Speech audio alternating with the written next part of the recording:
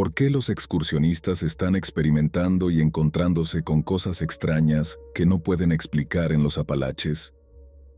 Tomemos como ejemplo a Brandon, un hombre de 55 años que se topó con algo que, según él, no era humano. Pero antes de entrar en la historia de hoy, no olvides darle like a este video y suscribirte al canal, porque aquí comparto relatos de lo misterioso y sobrenatural. Vamos allá. Brandon es un hombre de 55 años que pasó su juventud recorriendo el sendero de los Apalaches. Ha caminado la mayoría de las rutas en Pensilvania y Nueva York. Es originario de la zona y lleva haciendo senderismo desde que tenía unos 12 años. Ha visto muchas cosas extrañas en el bosque durante todos estos años, pero hubo una caminata específica que le dejó la piel de gallina. En esa ocasión, Brandon iba por un sendero y acababa de cruzar un puente sobre Yellow Creek, en Pensilvania. Al otro lado del puente notó un enorme arce rayado amarillo, con una rama gigante que salía formando un ángulo de 90 grados. También había una pequeña tienda verde con un saco de dormir y una mochila debajo. El equipo de campamento estaba roto y esparcido por el suelo. Pensó que probablemente era de algún excursionista que había acampado allí la noche anterior y que había seguido su camino más arriba por la vereda. Brandon conocía bien esa sección del sendero. La había recorrido muchas veces y sabía perfectamente qué tipo de animales habitaban esos bosques. También sabía que si un oso hubiera pasado por ahí, habría destrozado el campamento y se habría llevado la comida u otros objetos. Además, los osos suelen rascar los árboles para marcar su territorio, pero no vio ninguna marca cerca de ese campamento. Una semana después, él mismo acampó exactamente en ese mismo lugar y notó un olor terrible que se mantenía en el aire. Era un hedor imposible de describir, el peor que había sentido en todos sus años recorriendo esos bosques. No vio huellas de animales, pero sí escuchó algo caminando cerca. Ese verano había sido seco, así que descartó que fuera un ciervo, porque el peso de aquello era mucho mayor. Brandon se describe a sí mismo como un cazador de toda la vida. Ha pasado la mayor parte de su existencia en esos mismos bosques, y sabe perfectamente cómo suenan un ciervo, un alce o un oso al caminar entre las hojas. Pero esto era diferente. Lo que fuera que se movía por allí era algo muy grande y pesado. Brandon mide casi 2 metros, pero esto sonaba como si fuera más grande que él. Estuvo escuchando a la criatura durante unos 5 minutos y notó algo extraño. Cada vez que él se detenía, el sonido también paraba. Luego avanzaba unos pasos y aquello también se movía. Volvía a detenerse y el sonido cesaba de nuevo. Brandon nunca ha sido de los que huyen de los animales salvajes. Además, llevaba consigo un rifle calibre .22 y un cuchillo. Pero esta vez sintió miedo. El olor era tan fuerte que podía sentirlo en la boca, como si lo saboreara. No quería admitirlo porque sonaba a cliché, pero tuvo la clara sensación de que estaba siendo cazado. Decidió recoger su campamento y caminar unos 8 kilómetros más para pasar la noche en otro lugar. Armó su tienda, encendió una fogata, pero la sensación de estar siendo acechado no desapareció. Podía oír algo mucho más grande que un oso rondando su campamento. Brandon había leído historias de otros excursionistas que hablaban de un extraño sonido, una especie de aullido o grito ahogado, y para su sorpresa, también escuchó ese mismo ruido. Sonaba como si una persona gigantesca corriera entre los matorrales. Los pasos eran lentos, pesados. De repente, vio una gran figura negra moviéndose entre las sombras hacia su campamento. Supo de inmediato que no era un oso, porque aquello caminaba erguido, sobre 2 patas. Disparó gas pimienta en dirección a la criatura, pero no surtió ningún efecto. La cosa siguió avanzando hacia él, emitiendo esos extraños aullidos. Nunca logró ver su rostro, pues la noche era demasiado oscura y no tenía suficiente luz para iluminarla. Pero está convencido de que aquella cosa estaba de pie, mirándolo directamente hacia su campamento. El miedo fue tan intenso que encendió una bengala de carretera y la lanzó hacia la criatura. Entonces, ésta simplemente se giró y se alejó pesadamente entre los árboles, haciendo crujir el suelo con cada paso. Fuera lo que fuera, debía pesar al menos unos 180 kilos. No dejó huellas porque el suelo estaba demasiado seco como para marcarlas. El padre de Brandon había sido granjero en esa zona muchos años atrás, y siempre juró que las criaturas conocidas como Sasquatch eran reales. Tenía sus propias historias que contar, pero Brandon nunca le creyó del todo. Hasta ahora. Después de esa noche, Brandon se volvió creyente de este tipo de encuentros. El Sendero de los Apalaches es una ruta de 3.529 kilómetros que atraviesa el corazón de 14 estados en el este de Estados Unidos, comenzando en el norte de Georgia y terminando en Maine. Recorrerlo completo puede tomar de 5 a 8 meses. Su construcción comenzó en 1921 y finalizó en 1937. Según las estadísticas, más de 3 millones de personas caminan alguna sección del sendero cada año, y unas 500 completan la ruta entera, considerada la más larga del mundo. Los cambios de elevación que se experimentan a lo largo de esta travesía equivalen a escalar el monte Everest 16 veces, y por eso ha sido llamado el sendero más peligroso del mundo. Desde 1974, se han reportado 13 asesinatos en el Sendero de los Apalaches, ninguno de los cuales ha sido resuelto, lo que convierte algunas desapariciones y muertes en verdaderos misterios sin resolver hasta el día de hoy. Cada año se reportan accidentes de todo tipo, desde lesiones menores hasta fracturas graves, caídas, encuentros con animales y agresiones entre personas. Aunque el sendero es considerado relativamente seguro, siempre se recomienda tomar precauciones. También se reportan casos de personas desaparecidas y muertes. Aunque son mínimas en número, siguen ocurriendo. Una de estas víctimas fue Geraldine Jerry Largay, una enfermera retirada de la Fuerza Aérea de 66 años. Jerry era una amante declarada de la naturaleza. Se mudó de su hogar, que compartía con su esposo, desde Florida hasta Tennessee para tomar clases de senderismo y estar más cerca del sendero. Aseguró a sus familiares que podía recorrer el sendero por sí misma, y a pesar de las advertencias de sus seres queridos y de los peligros conocidos, Largay estaba decidida a conquistar el Appalachian Trail. Jerry, como la conocían sus amigos y familia, comenzó su aventura cerca de Harper's Ferry, Virginia Occidental, el 23 de abril de 2013, acompañada de su amiga Jane Lee para no caminar sola. El plan era recorrer la parte media del sendero hacia el norte, hasta llegar al monte Katahdin en Maine. Luego tomarían un ferry de regreso al punto de partida para terminar la porción sur del sendero, caminando hasta el norte de Georgia. El esposo de Largay se reuniría periódicamente con las mujeres para reabastecerlas de provisiones, ya que Jerry no podía cargar una mochila pesada debido a una antigua lesión en la espalda. Pero en junio surgieron los primeros problemas. Jane tuvo que abandonar la caminata por una emergencia familiar. Jane Lee revelaría después que Jerry tenía problemas para mantener el ritmo y que no sabía usar bien la brújula. Para julio, Largay había recorrido más de 900 millas, quedándole solo 200 para alcanzar el monte Katahdin. Pero esta parte del sendero es notoriamente exigente y peligrosa, con una vegetación espesa. En un momento, Jerry se desvió del camino principal para hacer una pausa para ir al baño.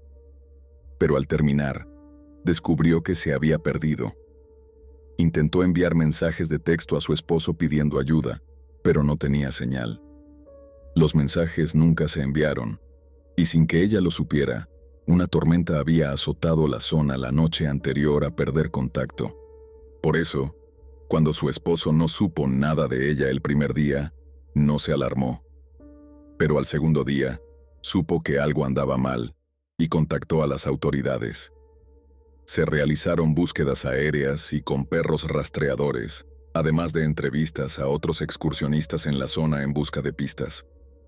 Pero no se encontró nada. Jerry Largay pasó 26 días sola, intentando encontrar una salida, documentando su lucha en un diario. En el día 26, a los 66 años, falleció de lo que los forenses determinaron como exposición a los elementos. 2 años completos después de su desaparición, un excursionista contactó a las autoridades reportando haber encontrado una tienda de campaña deteriorada con restos humanos en su interior. El teniente de policía Kevin Adam recibió la noticia y supo que había una gran posibilidad de que fuera Jerry Largay. Después de haber estado desaparecida 2 años, encontraron a Largay en una tienda de campaña naranja con algunas pertenencias personales, incluido su diario, que estaba actualizado hasta el día en que presumiblemente falleció. Su último deseo, escrito en sus notas, era que su esposo e hija pudieran leer sus palabras finales. Cuando las autoridades llegaron al lugar, encontraron evidencia sustancial de que Largay había intentado atraer atención hacia su ubicación encendiendo una fogata. Había árboles quemados, donde presumiblemente trató de hacer fuego, pero por la humedad del ambiente debió ser muy difícil mantenerlo encendido. Cerca de donde la encontraron había un claro en el bosque. De haber sabido de su existencia, las búsquedas aéreas en la zona posiblemente habrían tenido éxito. El cuerpo de Jerry Largay fue hallado a tan solo 3 kilómetros del sendero principal. La familia agradeció a las autoridades por su dedicación en el caso y pidió privacidad mientras lloraban su pérdida. Esta siguiente historia fue enviada por Floyd, un guardabosques que trabajaba en Bear Mountain, y que tuvo un encuentro con lo extraño y lo sobrenatural. Floyd patrullaba la sección de Bear Mountain del Appalachian Trail y el Parque Estatal Harriman, específicamente el tramo desde Nye Ridge hasta los refugios de Bear Mountain. Era entre la 1 y las 2 de la madrugada. Su tarea era vigilar la actividad de osos, ya que se habían reportado varios avistamientos esa misma semana. Conducía un vehículo especial de patrulla de senderismo, diseñado para tener alta visibilidad de noche.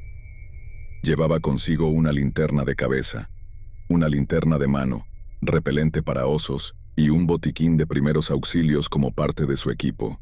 Mientras patrullaba, hablaba por radio con otro guardabosques que estaba haciendo una ronda en la zona de Palisades. El otro guardabosques le dijo que había visto algo volando sobre la carretera, que desapareció en dirección a donde Floyd estaba. «Creo que acabo de ver a un hombre volando», le dijo. Floyd, confundido, respondió. «¿Qué?». Fue entonces cuando Floyd también lo vio. Una criatura con forma humanoide volando sobre el Appalachian Trail en dirección a Bear Mountain. Volaba muy bajo, por debajo de la línea de los árboles, y se desplazaba hacia el sureste. Floyd avisó de inmediato por radio que ahora él también lo veía. Al principio pensó que debía ser una persona que había saltado desde la montaña con un parapente, pero su siguiente pensamiento fue que podría tratarse de algún objeto volador no identificado. Detuvo el vehículo de patrulla y observó cómo la cosa volaba abajo, sobre la zona de refugios de Bear Mountain. Vio claramente que tenía alas, con forma de murciélago. Parecían cubiertas de plumas o cuero. Su cuerpo era humanoide, con la cabeza puntiaguda inclinada hacia abajo, mirando el sendero. Pudo distinguir 2 enormes ojos brillantes en la oscuridad. También vio los hombros y brazos, musculosos, peludos. Los brazos eran sin duda alas, con una especie de apéndices que le permitían volar. Tenía dedos largos y extendidos, similares a los de un humano pero exagerados, y con garras. Las piernas también eran claramente visibles. Observó a la criatura durante aproximadamente 15 segundos, completamente impactado. Voló desde Bear Mountain hacia el refugio cubierto, una distancia de aproximadamente 800 metros. Floyd encendió las luces altas del vehículo y las dirigió hacia la criatura. Esta giró la cabeza en respuesta, permitiéndole ver su perfil facial, y luego viró hacia la derecha. Entonces Floyd pudo ver su silueta completa mientras volaba sobre el refugio cubierto. La criatura desapareció de su vista en menos de 5 segundos, volando muy bajo por el área del refugio. Floyd creyó que había aterrizado en las cercanías. Condujo rápidamente hacia el refugio para tratar de verla. Bajó del vehículo, miró a su alrededor, con miedo de que pudiera atacarlo si lo encontraba, pero no vio nada. Admite que se sintió muy vulnerable después de este encuentro. Volvió al cuartel general tan rápido como pudo. Nunca volvió a ver esa cosa después de aquella noche. Fue un encuentro fascinante. Sabe que no debería hablar de esto, pero siente una gran curiosidad por saber qué fue lo que vio. No era un hombre volando, ni un hombre con alas. Floyd cree que era algún tipo de criatura voladora no identificada. No sabe por qué la vio, pero sí sabe que la vio. Ese momento cambió su perspectiva sobre la realidad y lo hizo cuestionar muchas cosas. El sábado 12 de octubre de 2019, Michael William Kaiser, un experimentado excursionista de aventura de 56 años, hizo su última llamada telefónica conocida a su hermano antes de desaparecer en la zona rocosa de Lehigh County, Pensilvania. Kaiser había ingresado al Sendero de los Apalaches el 11 de octubre de 2019, cerca de un área conocida como Bake Oven Knob, en el municipio de Lee, con la intención de hacer una caminata. Este excursionista experto conocía muy bien la zona y les había dicho a sus familiares exactamente dónde estaría. Incluso ese mismo día se detuvo para enviarle a su hermano una foto del lugar donde se encontraba. Al día siguiente, nadie supo más de Kaiser, lo que llevó a su hermano a contactar a las autoridades y reportarlo como desaparecido. Se organizó un equipo de búsqueda con la esperanza de encontrar al hombre, pero en un primer momento no hallaron nada. El 16 de octubre de 2019, la policía encontró una camioneta Ford F-150 en el área de estacionamiento donde la familia les había dicho que Kaiser había comenzado su recorrido. Se determinó que el vehículo pertenecía a Michael Kaiser, pero de él no había rastro. Los familiares se unieron a los equipos de rescate en la última zona conocida donde Kaiser había dicho que estaría, y allí buscaron durante varios días. Finalmente, el jueves 17 de octubre de 2019, un miembro de la familia, que prefirió mantenerse en el anonimato, vio lo que parecía ser un cuerpo al pie de un talud rocoso. La policía más tarde identificó los restos como los del excursionista desaparecido, Michael Kaiser. Se desconoce si Kaiser resbaló y cayó, si hubo un deslizamiento de rocas o si sufrió algún tipo de evento médico. La familia agradeció a la policía, a los equipos de búsqueda y rescate y a la comunidad por su apoyo y ayuda constante en la búsqueda de su ser querido. No hubo planes de cerrar el sendero, ya que la muerte fue considerada accidental y no representaba una amenaza para el público, según informaron las autoridades. Jessie Albertine Hoover. En mayo de 1983, Jessie Albertine Hoover, una mujer originaria de Texas de 54 años, emprendió sola una caminata de largo recorrido en el Sendero de los Apalaches, desde Maine hasta Georgia. Hoover había leído un artículo sobre el famoso sendero en la revista National Geographic y, tras la muerte de su esposo en un accidente automovilístico en 1982, decidió hacer la caminata como una forma de enfrentar su dolor. Desde su hogar, en White Settlement, Texas, Hoover preparó un itinerario para su desafortunada aventura, informando a su familia sobre paradas aisladas donde recogería suministros y dinero a lo largo del camino. También se puso en contacto con su médico para organizar la reposición de su medicamento contra la epilepsia durante el viaje. A pesar de las súplicas de su familia para que no fuera, Hoover les aseguró que estaría bien y que el sendero era perfectamente seguro para una mujer de su edad. Cuando Jessie llegó al punto de inicio en Maine, se encontró con un letrero del Servicio Forestal advirtiendo a los excursionistas que la sección del sendero conocida como los 100 millas de naturaleza salvaje era peligrosa y carecía de servicios. El letrero decía, Sendero de los Apalaches, precaución. No hay lugares para obtener suministros o recibir ayuda hasta el puente de Abol, a 100 millas al norte. No intente esta sección a menos que cuente con un mínimo de provisiones para 10 días y esté completamente equipado. Esta es la sección de naturaleza salvaje más larga de todo el sendero, y su dificultad no debe subestimarse. Buen viaje. Esta decisión no era inusual, ya que hasta un 10% de los excursionistas empezaban su recorrido en Maine para enfrentar la sección más difícil al inicio, en lugar de esperar hasta estar agotados al final de la caminata.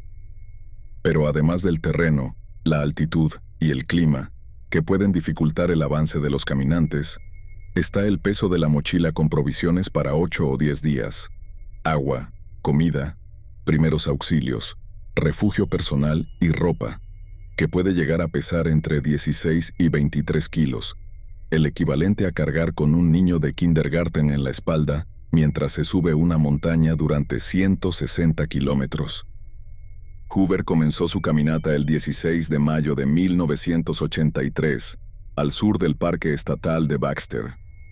Después de que su familia no supiera nada de ella durante casi 2 meses, su hermana llamó y reportó su desaparición al Servicio Forestal el 11 de julio de 1983.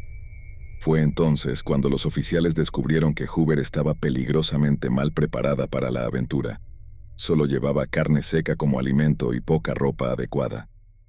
Se inició una búsqueda usando su itinerario y hablando con otros excursionistas de la zona y con un guardabosques, quienes informaron a todo el equipo de búsqueda que Hoover había intentado escalar el monte Katahdin el 20 de mayo de 1983, pero no tenía el equipo adecuado y se le había aconsejado que no continuara. Esta es la misma área donde, 30 años después, desaparecería Geraldine Largey. También perdería la vida mientras intentaba recorrer el sendero de los Apalaches. Los rescatistas y la policía descendieron sobre la zona, preguntando a cualquiera si había visto a Hoover.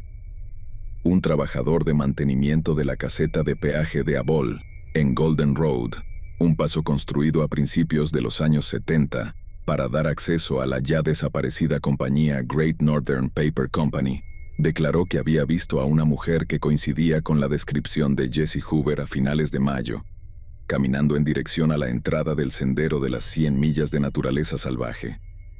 Esta fue la última vez que alguien confirmó haber visto a la excursionista desaparecida. El área de búsqueda abarcaba cientos de kilómetros de senderos mal señalizados y más de 6 millones de hectáreas de bosque denso y espeso. Una tarea de caza imposible, en el peor lugar de los 3.500 kilómetros que tiene el sendero de los Apalaches para que un excursionista se pierda. Las autoridades y los equipos de búsqueda pasaron el resto del verano preguntando a excursionistas si habían visto a Hoover, pidiendo que se mantuvieran atentos a cualquier cosa fuera del lugar que pudiera dar pistas sobre su paradero, y buscándola ellos mismos, sin éxito. Otro excursionista, cuyo nombre no se reveló, desapareció en la misma área alrededor de la misma época que Hoover. Los equipos de búsqueda y rescate y la policía estuvieron atentos a la mochila azul de Hoover, su ropa, equipo o cualquier objeto que le perteneciera. El otro excursionista fue hallado con vida. Sin embargo, nunca se volvió a ver ni a saber nada más de Jessie Hoover. Las teorías sobre lo que le ocurrió a Hoover varían, pero las opiniones más populares sugieren que se perdió y sucumbió a los elementos o al hambre, o que sufrió algún episodio médico relacionado con su epilepsia que le costó la vida. Jessie Hoover era una viuda que buscaba ampliar sus horizontes y conectarse con la naturaleza. Nunca había hecho una caminata de tan larga distancia y estaba claramente mal preparada para enfrentar sola la parte más desafiante del sendero de los Apalaches. Incluso los excursionistas más experimentados desaconsejan caminar solos por este sendero debido a sus peligros y la posibilidad de desorientación. El clima cambia rápidamente en la zona, y en mayo las temperaturas mínimas aún pueden bajar a entre 0 y 5 grados. Se aconseja tomar cursos de habilidades al aire libre antes de intentar recorrer el sendero más largo del mundo. Aún así, hacer la caminata solo nunca es una buena idea y no debería intentarse. Geoff Haigh. El 9 de febrero de 1970, Geoff Haigh, un joven de 16 años, estaba de excursión en el Parque Nacional Great Smoky Mountains con su tropa de scouts, Águila número 95. Iba acompañado de otros 2 scouts y 3 líderes de tropa. La caminata había comenzado en Tennessee y pasarían la noche en Carolina del Norte, cerca del Sendero de los Apalaches, para luego regresar al día siguiente. Todo marchaba bien, excepto porque uno de los scouts se había quedado unos minutos rezagado con respecto al grupo. Haigh se sentó en una bifurcación del sendero para descansar y beber agua. Cuando el grupo volvió a ponerse en marcha, Haigh pidió quedarse atrás a esperar al scout que venía retrasado. Los líderes aceptaron, ya que estaban cerca de su destino de todos modos. El líder del grupo y los otros 3 siguieron el sendero hasta el estacionamiento, que quedaba a menos de 30 minutos de distancia. Esa fue la última vez que se vio con vida a Geoff Haigh. Su desaparición fue reportada de inmediato y comenzó una búsqueda que duró 10 días. Equipos de rescate, autoridades y servicios de guardabosques se unieron en la búsqueda del joven scout. En el día 10 de la búsqueda, hallaron a Geoff Haigh sin vida. Su cuerpo estaba congelado, le faltaba un zapato y tenía los pantalones alrededor de los tobillos. Esto se atribuyó a una condición llamada desvestimiento paradójico, que ocurre en las etapas avanzadas de hipotermia, cuando la persona siente un calor extremo y comienza a quitarse la ropa, empeorando la situación al acelerar la pérdida de temperatura corporal. Su mochila fue encontrada a unos 300 metros de distancia, con el contenido esparcido y la mochila misma en medio del río, sobre una roca.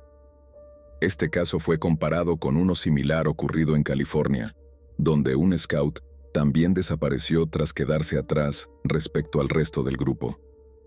El 19 de julio de 1991, Jared Negrete, un niño de 12 años, se encontraba en su primer viaje de mochilero con su tropa de Boy Scouts. Estaban ascendiendo el Monte San Gorgonio, en el Bosque Nacional de San Bernardino.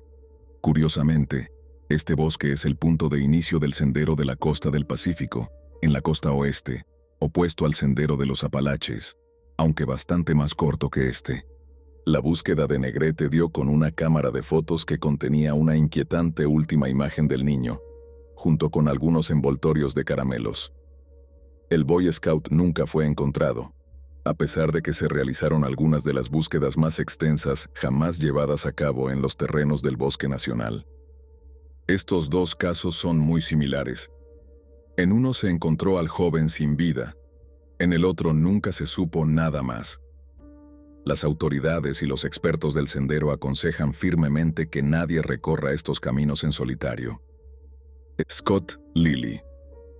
El viernes 12 de agosto de 2011, un grupo de excursionistas en el refugio Calf Camp Gap, en el Bosque Nacional George Washington y Jefferson, encontró el cuerpo de Scott Lilly, de 30 años, originario de South Bend, Indiana. Lilly había comenzado su caminata en Virginia el 15 de junio de 2011. Era un entusiasta de la guerra civil y quería acampar en la zona para explorarla. Se había puesto el apodo de Stonewall en el sendero.